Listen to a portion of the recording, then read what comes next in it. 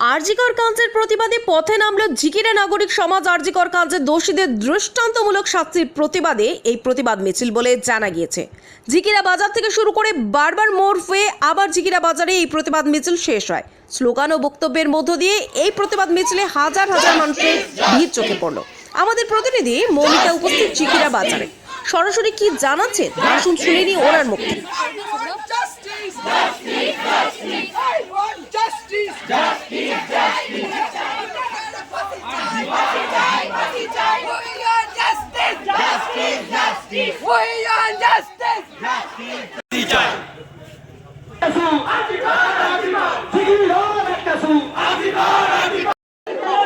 নমস্কার, আপনারা দেখছেন জাগরণ বাংলা নিউজ আর আপনাদের সাথে আমি মৌমিতা। আমাদের দেশ তথা রাজ্যে এবং বিদেশে একটাই স্লোগান, একটাই প্রতিবাদ মিছিল। আরজিকর কাণ্ডে তরুণী চিকিৎসককে যে নৃশংসভাবে হত্যা করা হয়েছে সেই দোষীদের শাস্তি চাই। আর তারই প্রতিবাদে গ্রামীণ হাওড়ার জয়পুর থানার অন্তর্গত ঝিকিরা বাজারে আজকের এই প্রতিবাদ মিছিল। 10 দিন অতিক্রান্ত, দোষীদের এখনো ধরা পড়েনি। এখানকার প্রতিবাদের একটাই স্লোগান, দোষীদের শাস্তি চাই। আরজিকর কাণ্ড 10 দিন অতিক্রান্ত। আমরা তুলে ধরবো সেই প্রতিবেদন, দেখতে থাকুন। প্রতিবাদ মিছিলে পেয়ে গেছি আরও এক প্রতিবাদকারীকে। এখানে কেন এসেছেন এই প্রতিবাদে? কেন আজ আমরা চুপ থাকলে এই নারী জাতি হেরে যাবে মানুষের কাছে। আমরা ভবিষ্যৎ প্রজন্মের কথা ভেবে এসেছি যাতে ভবিষ্যৎ জীবনে মেয়েরা সুরক্ষিত থাকতে পারে। আজ আমরা চুপ থাকলে এই অন্যায়কারীরা অবাধে রাস্তাঘাটে চলাচল করতে পারবে। আমাদের নারী জাতি দিনের দিন ভয়ে লজ্জায় আমরা লোকাতে হবে, সেই জন্য আজ আমরা রাস্তায় নেমেছি। আরজিকর কাণ্ড, যে তরুণী চিকিৎসককে নৃশংসভাবে হত্যা করা হয়েছে, সেই দোষীদের শাস্তি কি হতে পারে? আপনি কি চাইছেন? দৃষ্টান্তমূলক শাস্তি চাই, যাতে পরবর্তীকালে এই রকম কাজ করার আগে 10 বার ভাবে, মানুষ ভাবে এইরকম। এই প্রতিবাদ মিছিল কখন শুরু হয়েছিল? এই প্রতিবাদ মিছিল 7টা নাগাদ শুরু হয়েছে। ঝিকিরা অঞ্চলে আপনি কি এই প্রতিবাদ মিছিলে প্রথম সামিল হলেন, না এর আগেও হয়েছে? এই প্রথমবার আমি বেরোতে বাধ্য হলাম। এইরকম দৃষ্টান্তমূলক ঘটনা দেখে আমি বাড়ি থেকে বেরোতে বাধ্য হলাম।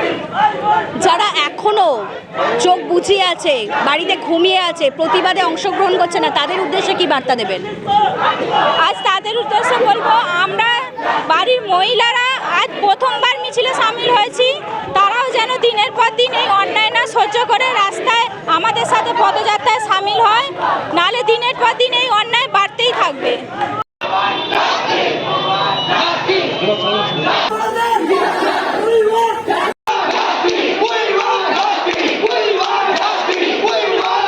এই প্রতিবাদ মিছিলে আপনারা দেখতেই পাচ্ছেন, আমার দুপাশে দাঁড়িয়ে আছেন একদম বাড়ির গৃহিণীরা। সামিল হয়েছেন এই প্রতিবাদ মিছিলে একদম প্রতিবাদকারী হিসেবে। আচ্ছা, এই প্রতিবাদ মিছিলে যে সামিল হয়েছেন, আপনার বার্তা কি? হত্যা করা হয়েছে তার প্রতিবাদ চাই, যে আমরা উই ফর জাস্টিস। এমনই একজন বিচার চাই আমরা, যে পরবর্তীকালে যে কেউ এইরকমভাবে নৃশংস কাজ করবার আগে যেন তারা ভয় পায়, তাদের মনে ভয় থাকে, বা মহিলাদের তারা সম্মান করতে শেখে, বা নিজেদের এই যে লোভের বশবর্তী হয়ে যে ওরা এরকম অপরের ওপর অত্যাচার চালিয়ে যাচ্ছে, এইগুলো যেন আমরা দিন দিন বন্ধ করতে পারি। দোষীরা ধরা পড়লে দোষীদের কি শাস্তি চান? আপনি কি শাস্তি চান?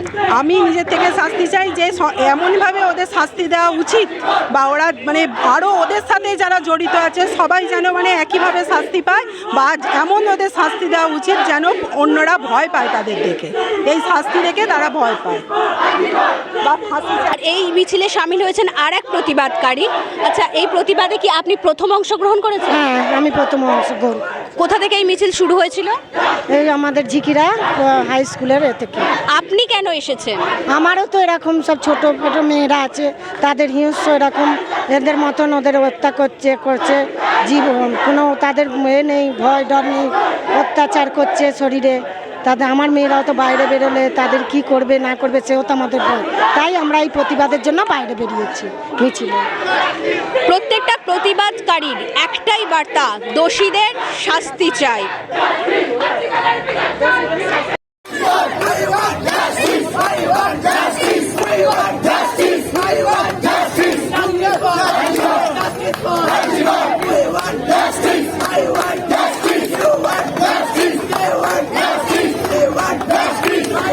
Justice!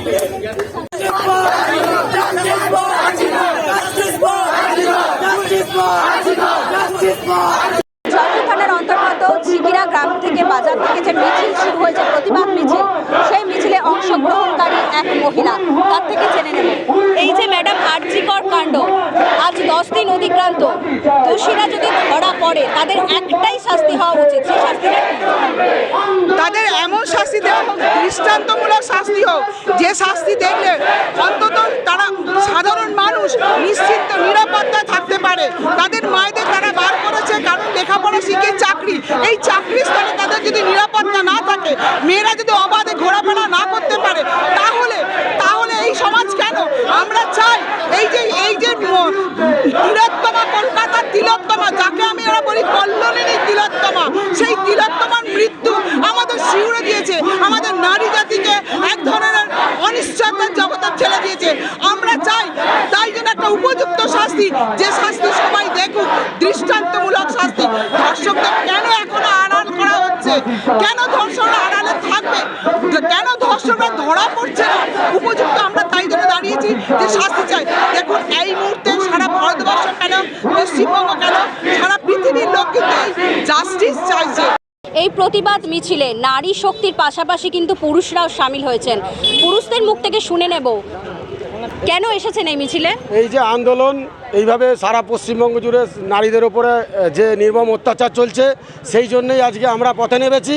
আমরা আরজি করের যে ধর্ষণ হয়েছে আপনারা সকলেই জানেন, সেই কারণের জন্যই আজকে আমরা পথে নেমেছি। ঝিকিরা বাজারে আমরা একটা মিছিলও করেছি, মিছিলের পরে আমাদের আন্দোলন এখনও পর্যন্ত চলছে, আর আমরা এই জন্যই নেমেছি। এরা শাস্তি অবশ্যই পাওয়া দরকার, কিন্তু এখনও পর্যন্ত কেন পাওয়া যাচ্ছে না সেইটাও একটা বিচার বিবেচনা করে দেখতে হচ্ছে। কিন্তু এখনও পর্যন্ত চাই যে দোষী শাস্তি পাক, বা দোষী অবশ্যই এখনও পর্যন্ত ধরা পড়ে যাক। দোষীরা ধরা পড়লে আপনি তাদের কীরকম শাস্তি চান? চাই তো এক কথায় ফাঁসি, কিন্তু তবুও চিন্তা ভাবনা অনুযায়ী যেটা সরকার বা যেটা প্রশাসন বা যেটা আইন ভালো বুঝবে, আমরা চাই দৃষ্টান্তমূলক শাস্তি চাই।